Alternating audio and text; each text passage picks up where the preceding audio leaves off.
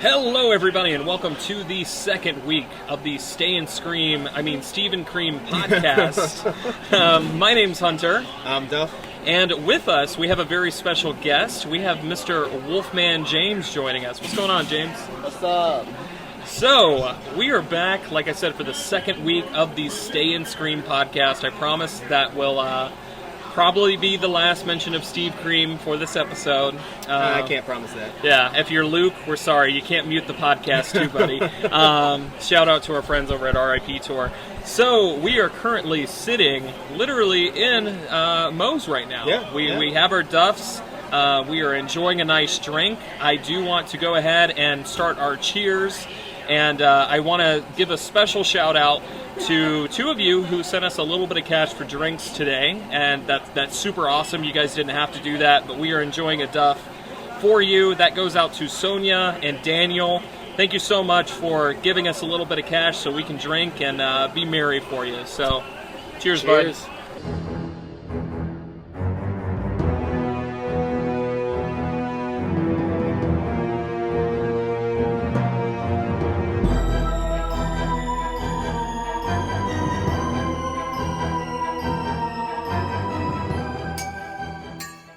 So, this week we have a pretty good topic lined up for you because Duff has proposed one that we have all done many, many times. If you're sitting in Stay and Scream, especially with new people, you're just starting to talk to them, you do one thing, I'd probably say, out of 3 different scenarios, this is one of them, like your most common ones. I think it happens every single time I sit at Stay and Scream. Yeah. Absolutely. So what are we covering today, Duff? So I thought it would be fun. Again, like you said, do what we do every day anyways. And that's go over houses we wish we would have been able to do. Whether you missed it because it was before you started going, or you just missed a house that year that you went, you're sad you didn't do it. Yeah. So let's pick a few. There's a couple where I've been very fortunate for the years that I've gone. I've been able to see the houses that year, but definitely coming into it, like, it's weird that 25, you're kind of considered like a veteran now, because I remember being the newbie during 26, just because so many people have come in over the last, 26, 27 were, big first-time years in the community, I've noticed. So I was, in the last, little section of that, but there's still relatively modern stuff that I missed out that I'm really bummed about. So a lot of my choices are going to come from there, actually, it's 2 years that I'm going to cover. But I do want to go ahead and pass it over to you because it was your topic. So what do you want to talk about first? So I thought I'd start with something appropriate if you're an HHN 365 listener. And of course I'm going to go to HHN 12 and Islands of Fear, our favorite year that none of us ever went to.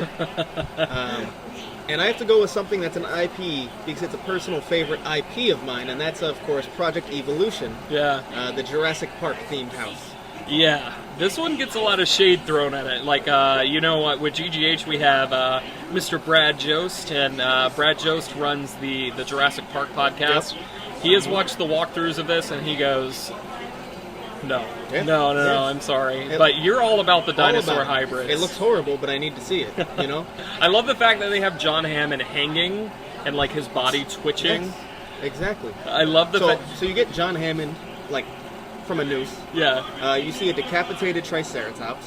It's actually a prop from The Lost World, by the way. Fun fact. The more you know. Yeah. Is it from, the T-Rex, graveyard that they've got? Do you remember? I have no idea. Still, that's pretty cool. And this was actually in the, it was the Triceratops Discovery Trail, right? It was, yeah. The first house ever in that location. One of the few now to ever be in that location. I was about to say, one of the only ones. I mean, if you sneak in there, it is a haunted house to this day. Yeah, well, used to be. Shout out to Joel, the the security guard who used to be there. But yeah, so that's a big one for a lot of people. Islands of Fear is one of those years that, especially due to Art of the Scare, which we bring up on every single podcast at this point, is pretty well documented.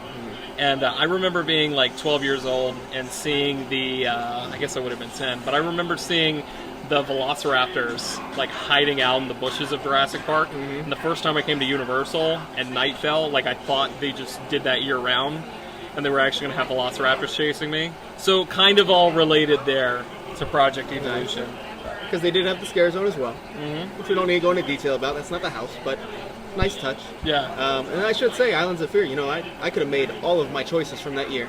and I'm not going to say any others because one of you might pick it. Sure, Fear Factor. But there are some, yes, absolutely. Yeah. There are honestly some obvious other choices that could be on this list. Yeah. I just went with this like one Fear because, Factor.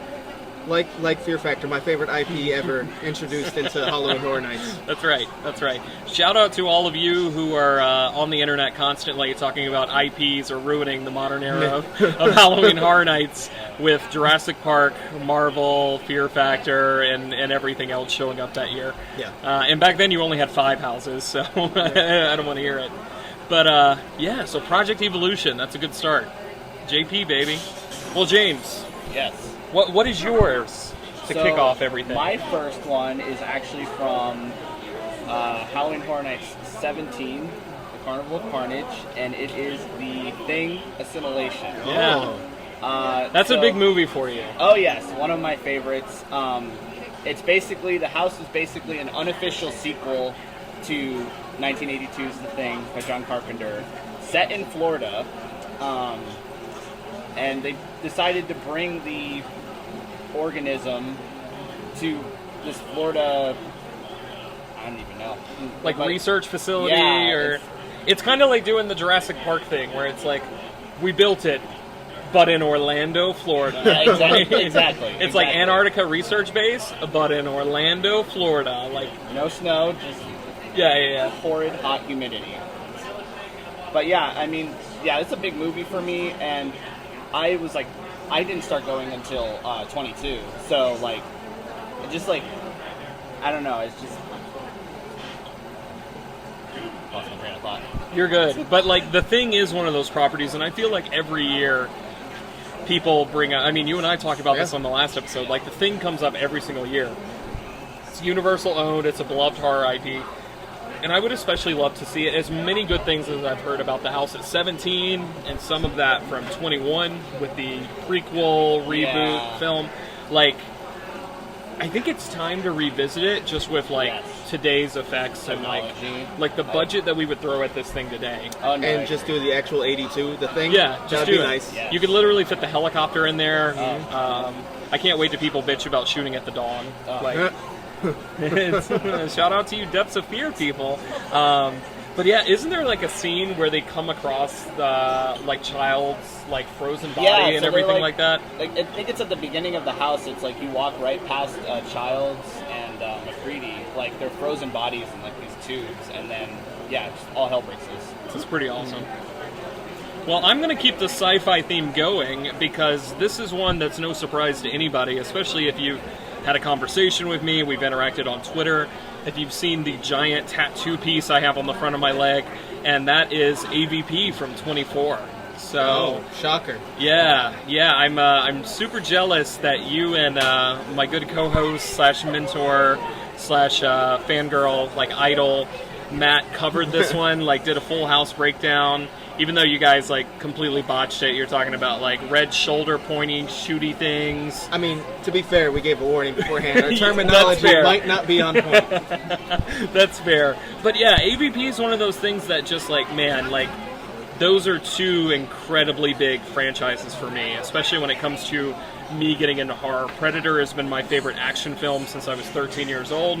I saw Alien around 16 for the first time, and just really delving into sci-fi horror had a huge impact on me. And the fact that this was such a beautiful house, and then the combination of the puppetry, the combination of, like I said, those sets, the colonial marines in there. I know a lot of people say, hey, like, it wasn't that great, but, like, can we also stop? This is a public cry on behalf of the HHN fandom. Let's stop telling people who didn't get a chance to see a house that it wasn't that good, so don't worry about it. Because it's kind of taking it away from those people who wish... Like, I know people that are like, man, I started going in 28, I wish I could have seen The Shining. And if you go, it wasn't that good, don't worry about it, that just makes them feel worse. And I mean, there are people who have a lot of those houses, like we'll say The Shining, for example, and they're like top 5 all time. Yeah. So like just because the general consensus didn't love it, if you are a huge fan of the IP, it could be your favorite house. Yeah, you know? Totally. That means a lot to a lot of people. So it would totally push it towards the front of my list, just because AVP is that's a big thing for me. I wish I could have saw it, but yeah, that's definitely going to kick off my list here. Yeah, good choice. And I hope our episode kind of brought you into it. Thank you. I really felt it with red shiny flashlight cannon. I think it sounded a little better than that. I think it did. Oh, maybe not. Anyways, I'll go with my next choice here. So again, another year I didn't get to go to that I talk about a lot and really wish I did, and that's going to HHN 15. Obviously, I talk about Terra Queen a lot and Terra Quintus, and I'm obsessed with something I never experienced. Love the storyteller. So, please don't. So what house do I choose? Well, I'm going to choose the worst house because it's an awkward, different, weird experience, and that's Terra Mines. Yeah. So I did go in HHN 16 and did get to experience the whole headlamp people under the stairs. Yeah. Didn't work too well there either. I was about to say, isn't the reputation like that house was so bright, like you didn't need them anyways? Yeah, correct. Yeah, exactly. For Terra Mines, though, apparently in the early part, it was very, very dark, and your lamps wouldn't work, so people were just running into walls. So honestly, just simply to experience that year and experience a unique house, I'm picking Terra Mines. I don't have much of a reason behind it other than that. Just that you want to see it. I want to walk into a wall because my headlamp didn't go off. I will say you get to recapture a little bit of that feeling. Every year there's like a mirror maze. We saw it with Scary Tales in 28. You guys mentioned it on your episode covering monsters with the Phantom Room. Yep. There's I love walking through that house like opening weekend and just seeing where someone's like face is imprinted on the glass. Because if you're paying attention, like it's always there. Until, like you guys said, they fit the awkward like mini red lightsaber operator person in that section. Yep. But yeah, so I'm kind of cheating. I'm just using it to say a year more than the house. Yeah. But we're going to go with Terra Mines just because. I respect that. I dig that. I do wish... It's a really cool concept, but it very much, like... Failed. Yeah, it's one of those things where you're like, oh man, they could definitely never do this today because it's like such an independent haunt thing. Oh yeah. And I can only imagine, like, even at 15, like, the event was starting to ramp up quite a bit by that point. It just... I could see what they were going for. I wish I could have seen how it was executed. I could tell you poorly from people under the stairs, under construction. And it says a lot that they brought it back the next year after such a failure. Like, we love this concept, we're going to get it right. They didn't, but I appreciate them trying. But they tried. Yeah. Yeah. All right. Well, James, what's next for you, man? All right. My next choice is actually, it's the only house I missed from 26, and that is Tomb of the Ancients. Oh. Yeah, I know. I'm sorry. I know. That one's like, we need the wah wah wah wah. Yeah, exactly. No, This is the opposite of what we just described when we're like, oh, it wasn't that good. Like, man, like you broke my heart. Yeah, that hurts. I know. I feel like Ralph Wiggum right now. Like you could pinpoint the exact moment my heart broke. Oh my god, yeah. No, but I mean, like, this house, like, I was seriously interested. I wanted to do it, but the group I was with, like, had other plans. And so, but, I mean, like, because you're taking, like, it's in a setting of, like, old, ancient, like, temple. And, like, I grew up on, like, the Indiana Jones movies. Yeah. And so, like, I, like, love that stuff. And then you're going to take me into there, and then you're going to scare me. Like, yes, please. Like, I'm all on board. Plus, I wanted to see Crocolion. I didn't get to see Crocolion. Yeah. The infamous Crocodile, the unofficial mascot of my good friend and co-host Shelby for a little while, was I think it's like Amatit or something like that. Amatit. I mean, I'm good with the Amatites. But yeah, so like Crocolion totally up there, and man, like I said, it kind of breaks my heart just a little bit because that's super high on like my original list. Oh my god. So. Can I share a fun fact about it real quick? I don't think I've even said on HHN 365. I don't know why. It's just never come up. An exclusive. Oh, yeah. It's not that exciting. So I went team member preview night that year. Yeah. And that was the first house we did. And oh, boy. Something scared the shit out of me and my friend. And got such a good reaction that, in team member preview night, they have you taking pictures. That we got used in media. Wow. That's not much. We only found ourselves in a few random things, but yeah, there's a picture of me and my friend like holding on to each other, being scared in Tomb of the Ancients. Do you have this picture? I do not. Like saved? Somewhere. Yeah, somewhere. I can find it. You need to find it to post with the episode. Yeah. That needs to be the artwork. I will do my best to find the photo. I really want to see that now. So yeah, Tomb of the Ancients for a lot of people. Yeah, that's an all-timer original. Yeah, I will say you got to see like elements in it in Scarecrow the Reaping the next year. Oh yeah, I did. Like that whole entrance hallway with the like side-by-side scares was totally pulled from Tomb of the definitely. Ancients. Okay. But what's cool, you mentioned Indiana Jones. Like you walk in, they've got like the generic, we're not going to say Indiana Jones, but like explorer hat and like gear and that sort of thing. So that's totally what they were going for. Yeah. It was also, I mean, I had only been going for 1 year prior, but it was one of the first instances where I think they put a stilt walker in a tent. Yep. Does that sound right? Yeah. So like it was an Anubis character. Oh, wow. On the right there was someone like getting gorged. Like literally getting slashed open and pulling their guts out. It was a human sacrifice. And then right ahead of you, you remember the Ghostbusters stilt walker from last year? It was basically that scene with the stomping and then going forward and like roaring. Okay. It really made an It was impact good. on me. It was good. Yeah. It's like surprised I could do that in a tent. Yeah, it was one of those, and like every tent now, like I feel like we've seen one stilt walker, because I remember the big Nosferatu ones from Hive. Those are super popular. So we're going to kick it back to 23, so going back 1 year prior here. And I am going to pick Cabin in the Woods. So Cabin in the Woods is my favorite modern horror film. So I've got Cabin as modern horror, and then I've got, for my classic horror movie, it's always been An American Werewolf in London. So the fact that you got two of those in the same year is pretty mind-blowing. Yep. Thankfully, I did get to see American Werewolf in London when they brought it back for 25. But Cabin in the Woods is one of those movies that is done so well, it makes you appreciate other horror movies more by its sheer existence. And the house was like, it was a perfect mixture of that movie where you've got the cabin aesthetic and kind of like that slasher vibe, and then you go into the more traditional like business office building with the cubes and the elevators like that. I see that elevator scene in like the walkthrough videos, and it is awesome. Like, okay, I'm just like so bummed that I missed this thing for one of my favorite horror movies, and apparently it's been done in a couple of other parks. I think Thorpe Park has done it, and it's kind of like a choose your own adventure. Okay. Yeah, but shout out to Chris Ripley. He's like, don't worry, it wasn't that good. So at least we have the good one from Universal Studios Florida during 23. Cabin in the Woods is definitely at the top of my list for that year. All right. Well, I'm going to go, I think, probably the last one I'll talk about today. And you segued me so perfectly, and I love you for it. I'm going to go back to HHN 8, 1998. And the house that stemmed from the blockbuster Titanic. That's SS Frightanic. The segue is, of course, that this was kind of a choose-your-own-adventure house, that when you went in, you could either take a left or a right and see SS Frightanic Carnage Crew, or SS Frightanic Fear in First Class.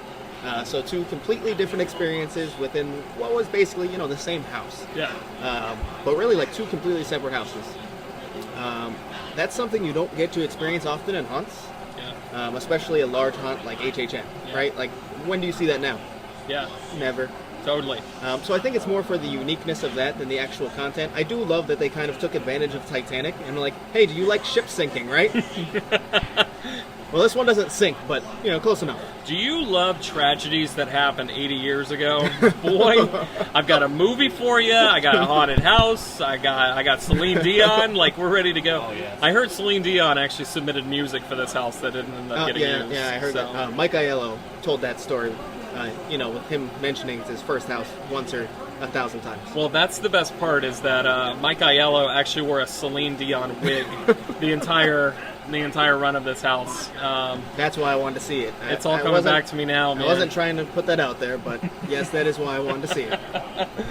Yeah, SS Frightanic is one, and we've actually seen it. It was important enough to show during HHN 20. Yep, Holocaust. Yeah, when they did the throwback, they made it a point. I think it was right after the Dead Exposure segment is where that was. So if you want to see a little bit of this, shout out to Attractions Magazine. Actually has a full walkthrough of that house, and you get the great. It's like the crew member at the wheel of the ship. Yep.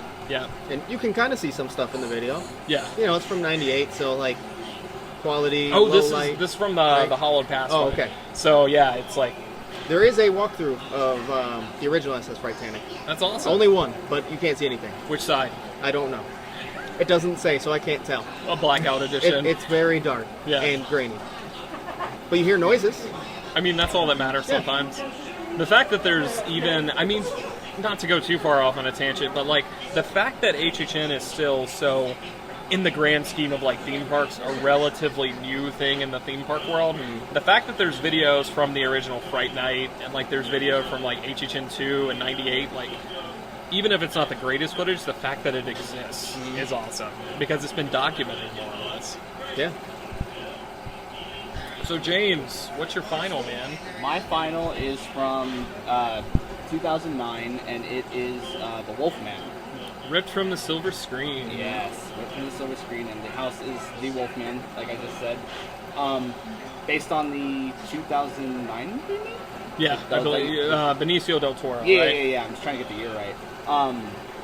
But I think this movie is like severely underrated because I know a lot of remakes kind of like get a lot of like crap for Sure. to remake. Sure. So, but I really like what they did with this one, and the fact that they got Rick Baker to do the effects and stuff. It's just one of like my favorites. Sure.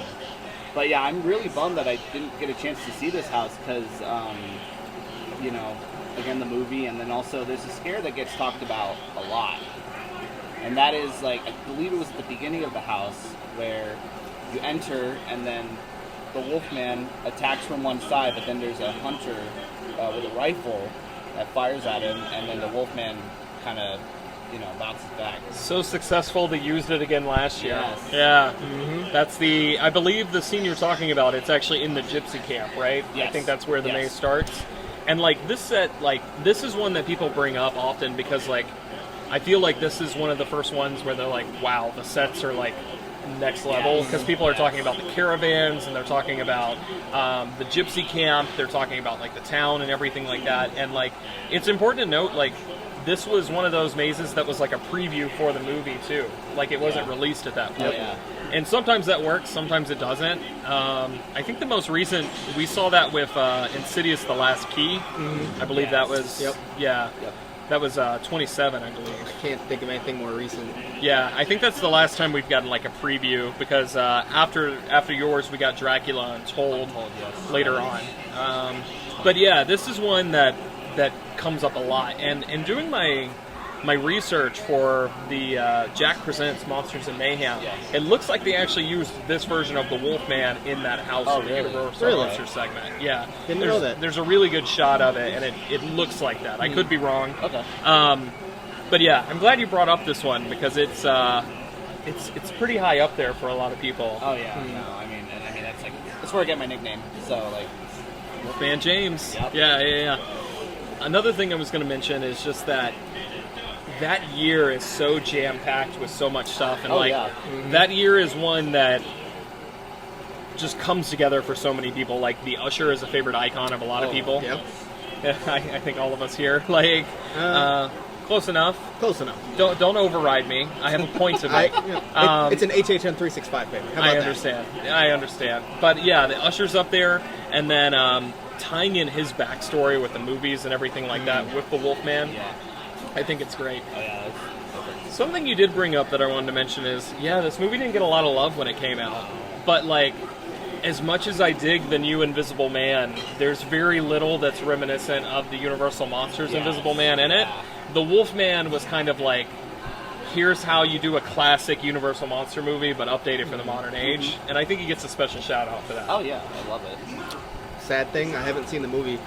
Really? Add it to your I spook know. along this year. I got a lot. You got to turn off the Disney spooky sing along. Hey, Grim Grinning Ho. I actually just watched Boo to You on repeat. I have a full audio mix. Remind me to send it to you. Perfect. All right, I'm done. Schedule's booked. So I'm going to bring up one that comes up a lot when you're talking to me, just because I can't believe the amount of the amount of moxie that Universal had to put this house together. Like I said, I brought this one up a few times, but holy crap, I can't believe they ever did this, and that Universal was small enough kind of underdog enough to do something like this. And if you're a friend of mine or you've been listening, you know exactly what I'm talking about. I'm talking about All Night Die-In from HHN 13. I feel like this one gets brought up a lot, and that's just because, like, the sheer fact that at some point they were like, hey, what if we did the slashers but didn't go through any of the official channels, and we just, like, had hockey mask guy, burnt man with a fedora, meth mouth redneck, like, all of that. Like, the fact that they were like, you know what, let's just do it. And I love that in the actual description of the house, it's like, step into the world of slashers as featured by the director. It doesn't mention that you're going into Michael Myers, Jason Voorhees, Freddy Krueger, and Leatherface. Blows my mind that at some point they just went for something like that. And, like, I know 2003 seems old now. I was still anticipating Spider-Man 2. You know, there was a lot to look forward to that year.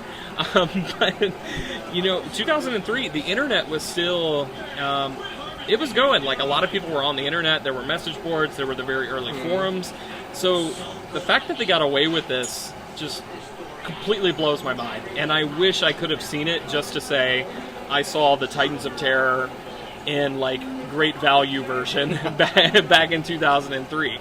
And it's something Hollywood has done since with Titans of Terror. Yeah. And I kind of wish Orlando would do something like that, just because I think that's an awesome way to celebrate. Like, you're talking about Halloween's on October 31st for the 31st anniversary of HHN, getting the 4 big slashers together. That'd be awesome. But yeah, it's one of those things, like you said, it's less so for the fact of, man, this is like top of my list that I want to see it, versus how the hell did they get away with this? I need to just see it to believe it for my own. And shout out to the HHN Wiki. You can actually download a full lights-on video of this house and watch it with the music synced up and everything. Oh, yeah. So there's also behind-the-scenes footage where the scare actors are taking a break in what used to be the Nickelodeon studios. So they're all like, one's got like a machete to like Blue's Clues' neck and like everything like that. It's great. But yeah, so that is my that's my final one. You're kind of lucky I didn't pick it. It was on that list. It was on it? It was on my list. Yes. I kind of wish you did. That way I don't, like, these people are like, you've talked about it like 40 fucking times. Like, give it a break. Oh, well, I'm sorry. It's okay. Apologies. Any honorable mentions that you guys wanted to mention, though? I mean, there's a lot. Yeah, Just rattling it off, like, for me, I feel a little guilty for picking it right after, but Halloween from 24 is really up there. Yeah, that's on mine. Yeah. That's fantastic house, obviously. Since no one picked it, I'll say it. Maximum Carnage is what I was implying earlier. Yeah. It's one of those, like, you have to see it. Yeah. You have dead superheroes in the house. The fact that they themed that land is like, yo, y'all love Spider-Man? Well, he's fucking dead now. Like, I just love that. Spider-Man fucking died. I heard that was the working title of the house. That was the code name. It was very overt. People were like, this has to be a joke. And they were like, no, like, this is what it's called. Marvel also thought it was a joke until they saw it.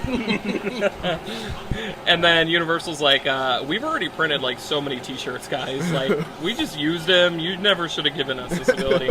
I know it'll never happen now, but, like, Marvel Zombies is one of those things, like, I wish we could see. Just kind of, like, tying it back into that event year. That'd be incredible.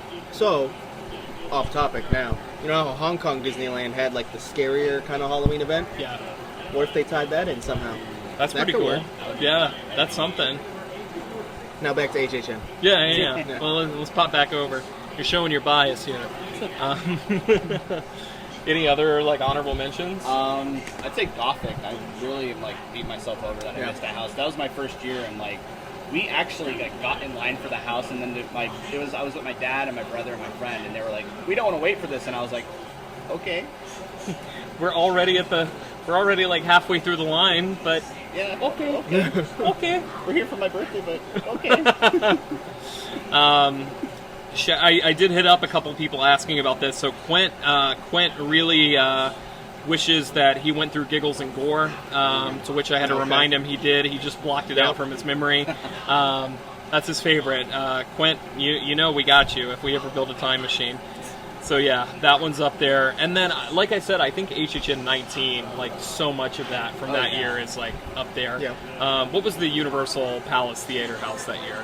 I believe it was Silver Screams. Yeah. Is it just Silver Screams? I think that was the only... Was that the title? I'm pretty sure. Son of a bitch, I think it was. Look at us being non-professional. Yep, it's Silver Screams. Okay, perfect. So yeah, that one's really high up there just because Shaun of the Dead is enough to like put that one towards the top Fair, of my list. yeah. Like, The I thing was still... also featured in that house. Was it? Yeah, it was. Oh, the more you know. Yeah. Good stuff. Well, if that's the end of the honorable mentions... I'm totally sorry I interrupted you, by the way. Oh no, you're good. The jury stands, as they say.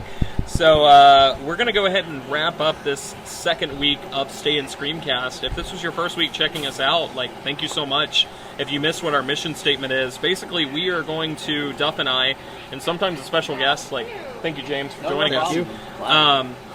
But if you miss what we're doing, basically every week we're getting together in the park in a Stay and Scream location and recording an episode for you guys. It's we got a lot of really good reaction from the first one, and honestly, this is just as much therapeutic for us as much as we hope you guys enjoy listening to it.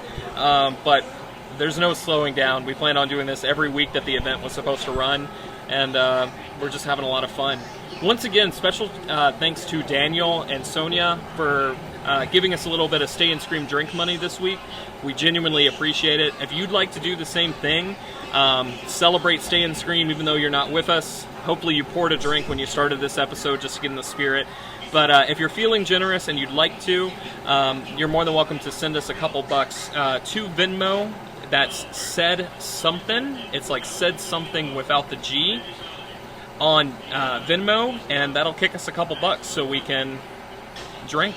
Yeah. I mean, we're going to do it appreciate anyways. Yeah. Anyway, whether you give us the money or Chase gives me the money, you know, it's okay. Yeah. It comes. Either way, if we got to steal it, whatever happens, it's like a Robin Hood situation here. Exactly. But seriously, thank you guys so much, and for any of y'all who decide to join us for that, thank you especially. Before we fully wrap up, should we discuss the elephant in Moe's? I think we should. Okay. Well, Yeah. go ahead. You can take it. Oh, no. By all Are you means, sure? go on ahead. Okay, Yeah. well, there's trick-or-treating in Islands of Adventure. That's right. Starting this weekend, so I'll be there for that. And thank you so much for listening to the Stay and Screamcast. We genuinely know what he's talking about, and we saved this to the end just so we could kind of tease you guys along. But he's got a point. We should bring it up. We are going to be talking about the houses that are opening this weekend, which are Revenge of the Tooth Fairy and The Bride of Frankenstein Lives. That's not going to be a Stay and Screamcast because we don't want you guys to have to wait for that.